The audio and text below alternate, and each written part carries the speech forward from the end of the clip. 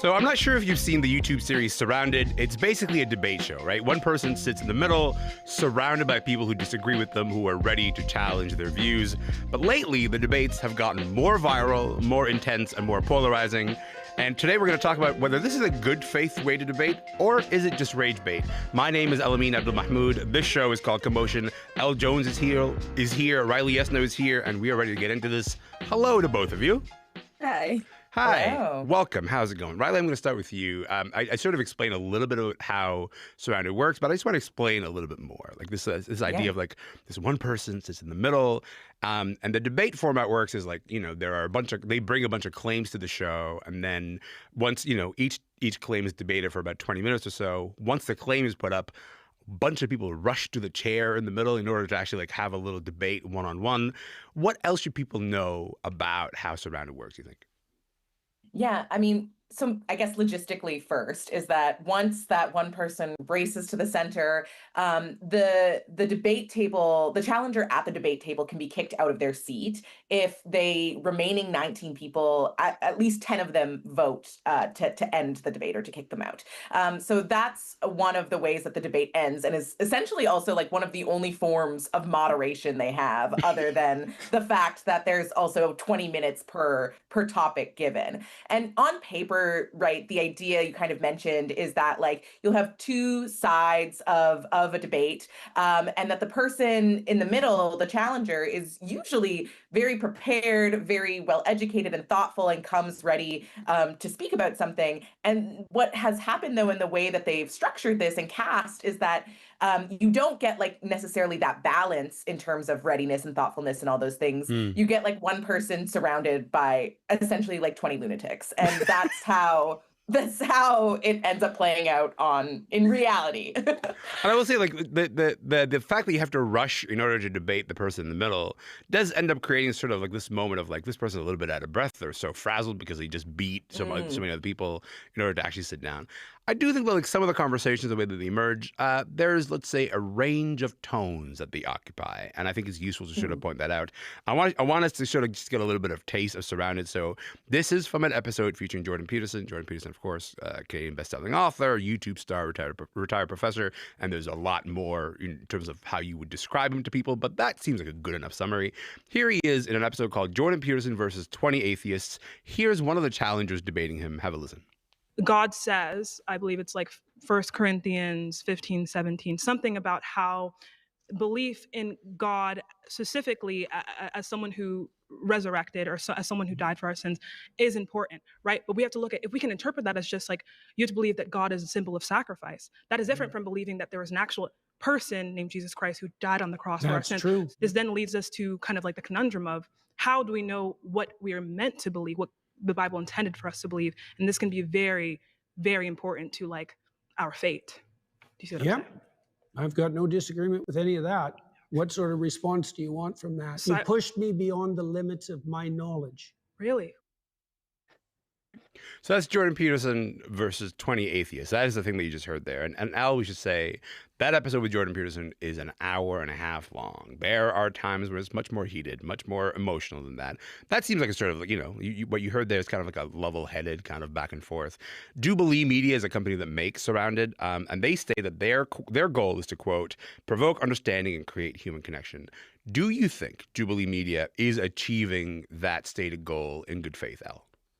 Well, the first thing to say about that particular episode is they had to change the title afterwards because it was initially billed as One Christian versus 20 Atheists. And then because Jordan Peterson wouldn't commit to being a Christian during the debate, they actually had to change the title later, which I think says something about this exact format, that it's intended to be very, very provocative and very confrontational, right? So we've already talked about how it's, 20 people and then the one sitting, and it's really set up. The premise is a good one in the sense of, people should be having dialogue.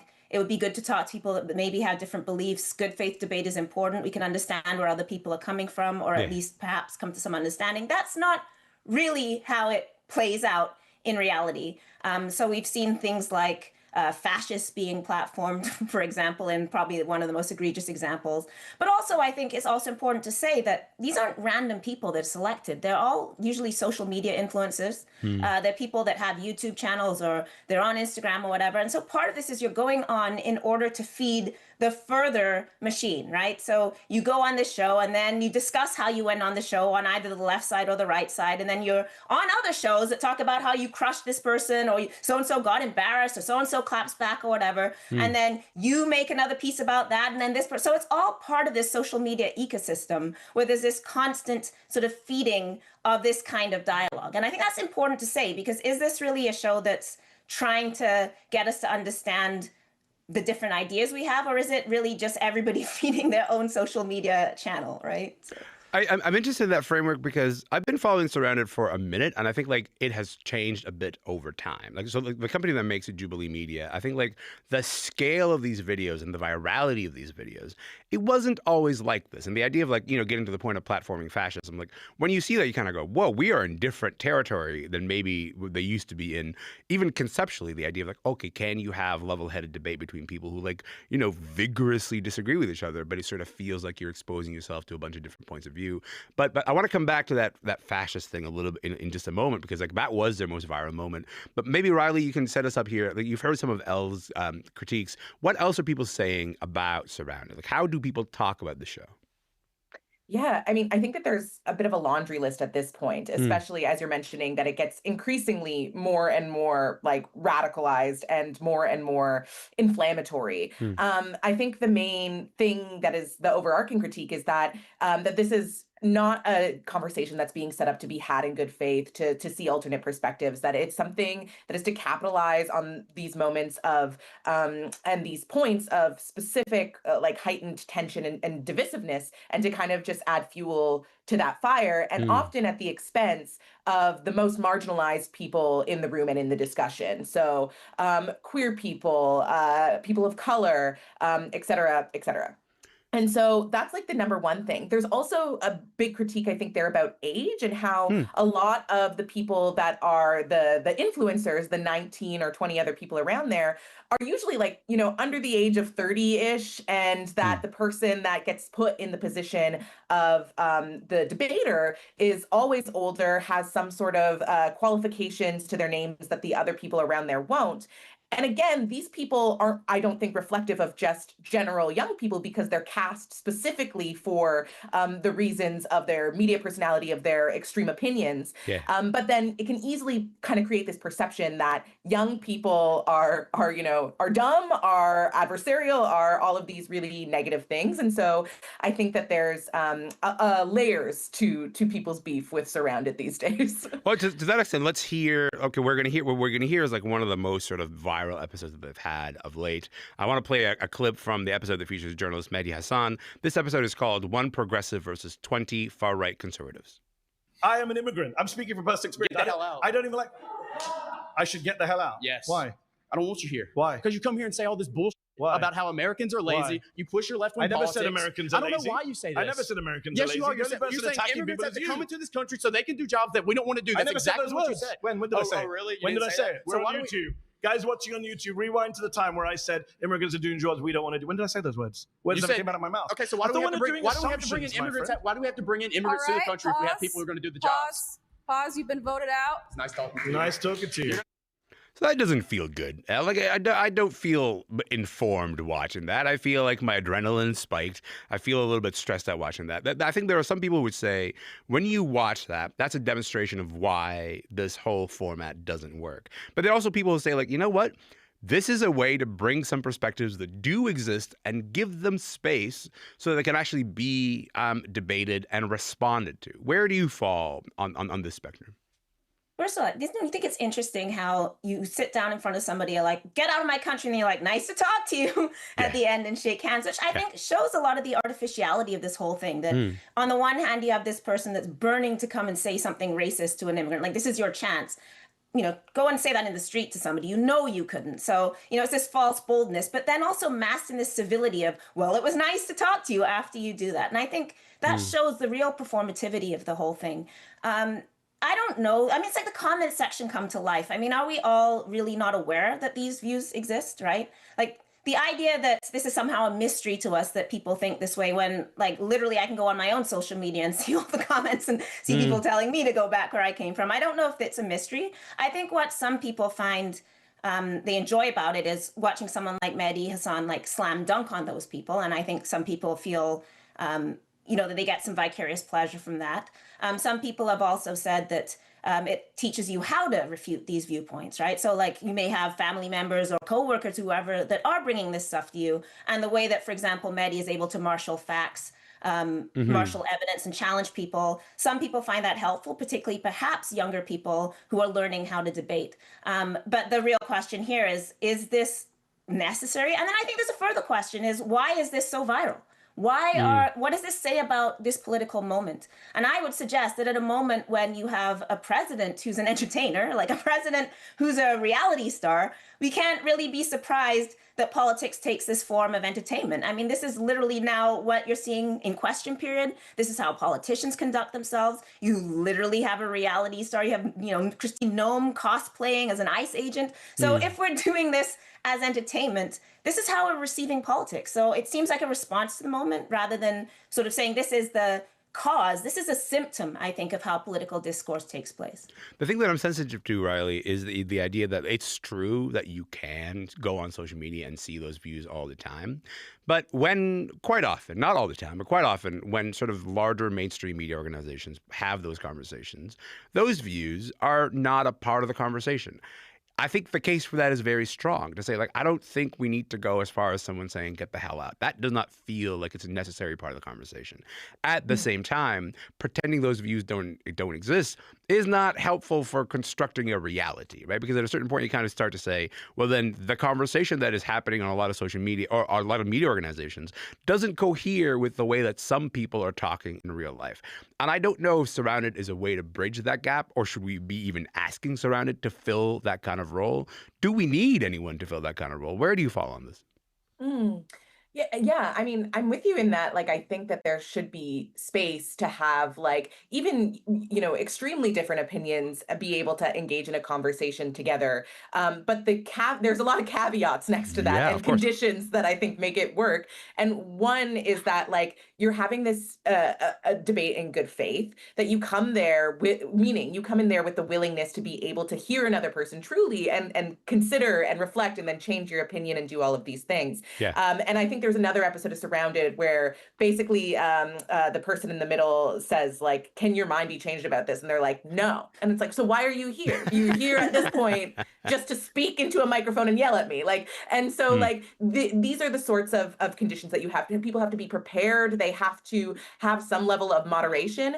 And this is the thing is, I'm a bit dubious about most modern debate formats, generally speaking, because I think that the way to have the best conversation, especially if there are high stakes and really different opinions, is you have to come from a place of curiosity, feel like you're safe to have an opinion and share it and feel like you'll be respected and heard. And the second you put a camera on there and you know that this is going to go to millions and potentially billions of people, I think that those conditions really go away unless you're a very specific person. And so do I think that there should be a space? Yes. Do I think Jubilee's doing it? No. Do I think really anybody's doing it? Also, probably no. Yeah, it's a real conundrum because you can see the gap, and also at the same time you go like, it may be necessary to fill that gap, and also no one appears to be doing it well at the moment. There's been a lot of calls and a petition recently for demonetizing a channel like Jubilee for putting on Surrounded, because sometimes those views have gotten pretty repugnant. I mean, like the Mehdi Hassan episode, there is someone who goes on an episode and quotes a Nazi scholar, and he says, yeah, I am in fact a fascist. That person appears to have lost their job in real life and now has started, a crowdfunding campaign to say, "Hey, I lost my job for saying I'm a fascist." So this petition is trying to say you should demonetize this channel. Do you think a call like that is helpful? Do you think that kind of call is necessary in this moment? It's kind of an interesting call because it's like the content can exist, you just can't make money off it, which is a bit of a strange call. Yeah. No, I mean, first of all, I think the last thing we want to do is hand over the power of who can speak and say different ideas to social media. We've already seen the impact of that. So I don't think we want social media to be in charge of either our moral compass or, frankly, the scope of our free speech. Yeah. Again, I don't think the question is prescribing who can listen to what, or, like we need to cut this off. I think the question is why at this time is this content that people want to consume? And I think Riley's already said this, that why isn't mainstream media providing something that allows people to feel that views can be heard and there's this kind of debate? So if people have to turn to something like Jubilee and it's massively popular, as much critique as we can put on it, there has to be a question of, if people are actually politically engaged, I mean, it's a good thing that millions and millions of people want to sit down and watch some form of political debate. They're obviously politically engaged. They're obviously at least interested in how ideas happen and how you talk about that. And if that space isn't being met elsewhere, then it's, this is what you're going to see, is somebody filling it in for clicks and for money and, yes, for views. But, I just don't think the solution is saying, yeah, we can just shut down this channel. It's not going to shut the views down. It's not going to, do anything to actually counter that. I think we really have to ask, why are these views popular? Why do people feel comfortable saying them? Why does somebody feel comfortable coming into a room with someone like Mehdi Hassan or whoever and saying these things? And where is that coming from? And how do we counter that in our lives, including having perhaps compassionate and curious conversations with each other in our own homes and neighborhoods that can model something different? My name is Elamin Abdelmahmoud, and this show is called Commotion. And today we are talking about the value of the debate series surrounded on YouTube. Elle Jones is here, Riley Yesno is here. And, Elle, a few minutes ago, you mentioned this idea of, why isn't mainstream media doing it? And you know what? They kind of used to a little bit, right? There used to be some spaces for this because this style of format of debating, it has existed before on TV. It's been criticized before on TV. And the thing that comes to mind immediately is this moment in 2004, on the show Crossfire, the CNN show Crossfire. Jon Stewart goes on Crossfire and criticizes the host at the time, Tucker Carlson. Yes, Tucker Carlson used to be on CNN. Tucker Carlson and Paul Begala. And basically what he does is, in just a few minutes, kind of destroys their entire kind of wacky approach to debate. Have a listen. You're doing theater when you should be doing debate, which would be great. No, it's not true. honest. What you do is not honest. What you do is partisan hackery. And I'll tell you why I know Kerry it. on your show and you sniff his throne, and you're accusing us of partisan hackery? Absolutely. You've got to be kidding, man. You're on CNN. Say, the show that leads into me is puppets making crank phone calls. What is wrong with you? The thing that I want to say is, when you have people on for just knee-jerk, reactionary talk. Wait, I thought you were going to be funny. Come on, be funny. No, I'm not going to be your monkey. I return to that clip quite often because I think Jon Stewart is pretty clear-eyed about the idea of okay, there's a faux debate happening, on CNN. Crossfire doesn't deliver this idea of okay, we're getting under the things, and really getting deeply in there. But does a YouTube series like Surrounded, Elle, at its best maybe, does it gesture at what Jon Stewart is talking about in terms of a better format, a lengthier format for how to talk about these larger conversations? Well, again, I don't think this format is it. I think there is a world in which, yes, people can meet each other face to face and talk to each other and have different views. But I mean, the very idea that it's set up as adversarial from the start, that people are labeled in these very simple labels, like one woke person versus conservative Black people, one progressive versus 20 far right. You're already placing these labels and already creating this kind of polarization. I think what you're actually seeing in Jubilee isn't starting from a belief that people can come to a common ground. It's actually starting from the belief that we can't come to common ground. So therefore, let's just get entertained, right? We're never going to agree. So let's just, sling poo at each other and laugh and, get some clicks and have a good time, right? I think if you were starting from a place that people actually could perhaps realign their views, you would probably do something different. I got to tell you, Riley, the episode that sticks out to me the most is this episode where a doctor versus 20 anti-vaxxers. I think that was the episode. And you had somebody sort of come up and state all of her conspiracy theories about vaccines and how a bunch of different friends in her life were affected by them. And the doctor's response isn't immediately to say, hey, here's where I'm coming from. Here's my perspective. He sort of takes a moment to say, I'm really sorry that your friends had to go through that. I'm really sorry that your life turned out this way. I understand that you've had a relationship with the medical establishment that has been based in distrust. I want to acknowledge that first.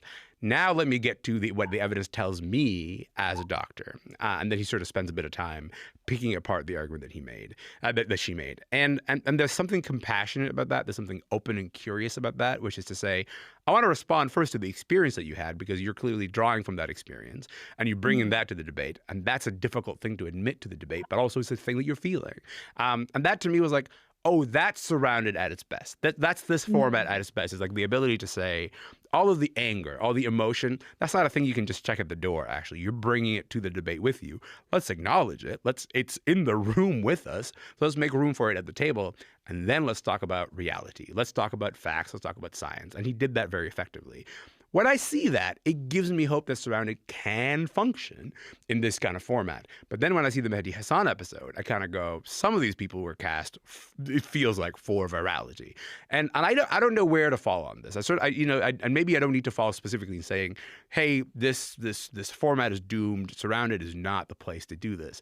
But something about that gives me a bit of hope about what Surrounded can offer. Do you feel the same way? Or are you kind of like, I'm a bit too skeptical of the monetization factor that goes into this? Where do you land on that?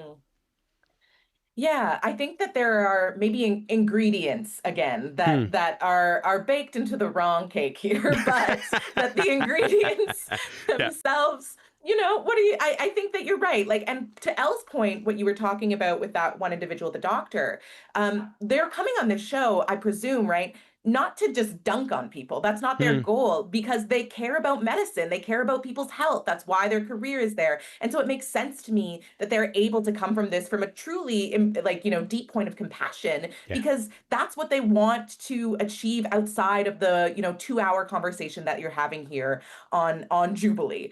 I think that the monetization piece is interesting, because where we've seen Surrounded go is that the moment you're describing is far less viral. It's making them far less money than the moments where they say, I'm a fascist. And I think that it goes back to that point about free speech and hate speech, and that there is a line there. And that, hate speech, I don't think should be platformed and should be monetized and should be all of those things. So how can we create some sort of safeguards in place for that? Maybe that is that YouTube has to implement its policies better, that they do already have around hate speech.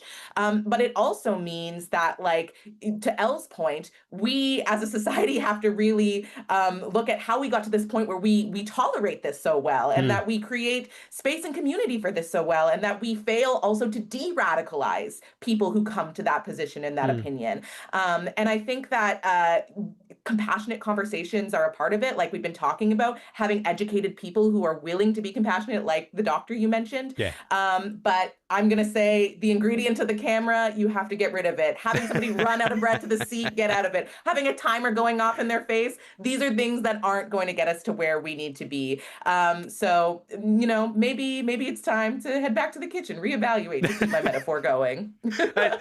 Ella, I will say that, like, I do think when I watch Surrounded, what I'm watching, what I'm really craving for is the thing that Riley just described, the idea of de-radicalization. Or not even that, just somebody changing their mind. Like the magic of someone saying, you got to me. We had a moment of communication and I understand you differently and you turn me around on this. And I think there's like a humility to that. That is like, at the end of the day, part of the function of what debate and conversation are about. If Surrounded is not going to do it, where do you turn to, Elle, to sort of like get that sense of like people can change and people can evolve and people can sort of like turn around their perspective on something? Is there somewhere that you turn to for that, Elle? Yeah, I don't want us to sound like, in a sense, we're scapegoating or singling out Surrounded, because as I've said, it's a symptom of broader trends in how people discuss politics, how we don't talk to each other, polarization on social media, monetization of clicks. This is not something that belongs to Surrounded. So, to say this one thing exists and it's bad is, I think, really missing the forest for the trees. So if we want to be able to have these conversations, I would imagine, first of all, they don't take place usually on social media. They take place, in person. With people. And so one thing I will say is, some people have said what they have taken away from these episodes is the ability to go talk to their own family members who are radicalized and bring some of those points, because this isn't just something that happens off in the middle of nowhere, people's family members sit at Thanksgiving table and say these things to them, right? Yeah. So some people have said it does teach them how to discuss that better, or at least how to bring those points, or, you know, how to stay calm. So I do think, I always have hope that as people, we can talk to each other. I think that's ultimately, I think, what we do as teachers, what we do as writers, what we do as, you know, this discussion. And I'm always going to believe that, as you said, like, people can change their minds. I've changed my mind on things. So I think it's just important that we don't buy into perhaps these overall dehumanizing ideas about each other, and we continue to see each other face to face. I think that's a lovely place to leave it. I really appreciate your time. Jones, Riley Yesno, you guys are wonderful. Thank you again. Thank you. Yes, of course. My name is Elamin Abdelmahmoud. This show is called Commotion. We'll be back tomorrow. We would love to see you then. Have a great day.